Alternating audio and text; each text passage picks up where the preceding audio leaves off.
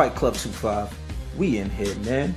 Anthony Joshua versus Eric Molina. I want to give you guys my final thoughts and my prediction for this fight. I'm going to start with my final thoughts.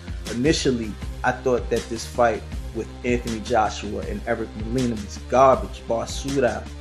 I still feel that this fight is garbage, man. I was very disappointed when Joseph Parker went the WBO route. It wasn't Joseph Parker's fault, and it wasn't Anthony Joshua's fault. For some reason, Klitschko was brought into the mix, and Joseph Parker abandoned his mandatory spot.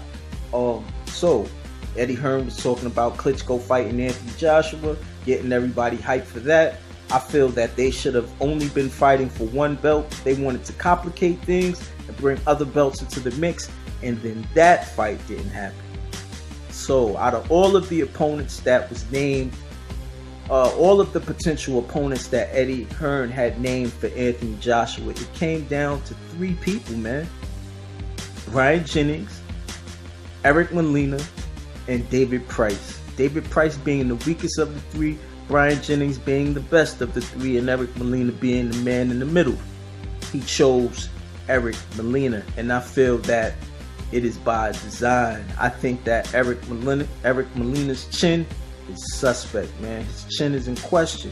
I don't care what anybody says. He was knocked out in his pro debut. I know that means nothing. He was also knocked out in the first round of the Chris Arreola fight, man. His chin is definitely in question. We've seen him down. We've seen him in a crisis before. You dig?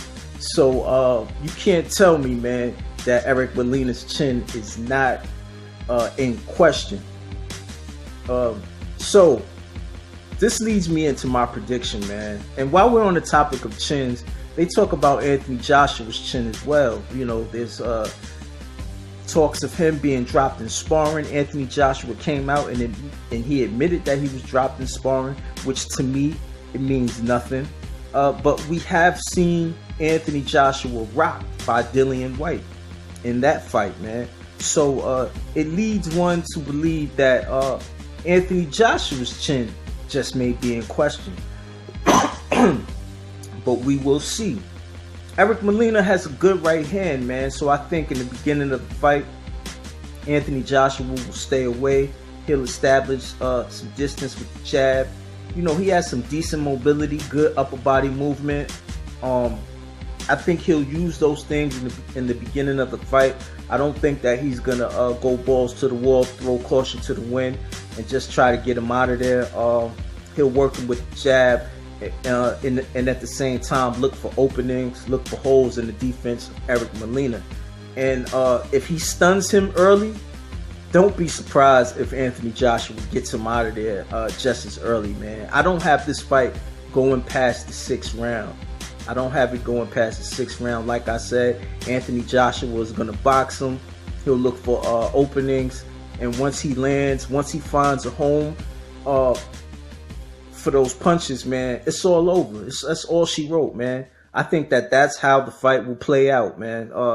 They'll either go a few rounds, and once Anthony Joshua finds his range, once he gets that good range where he could load up his shot and really start landing on his sky flush, he's gonna go, man. Or he just may go in the 1st round. Don't be surprised if you see Eric Molina lay down in the 1st round. That's how I have this fight playing out. It was a garbage fight when it was first announced, and it's a garbage fight now, and it's gonna be a garbage fight in the future when we look back at this fight, man. They will say Anthony Joshua has fought no one. Believe me, before Anthony Joshua fights his next opponent after Molina, they're going to look back over Anthony Joshua's resume and say that he has fought no one. Believe me, man. Fight Club 2.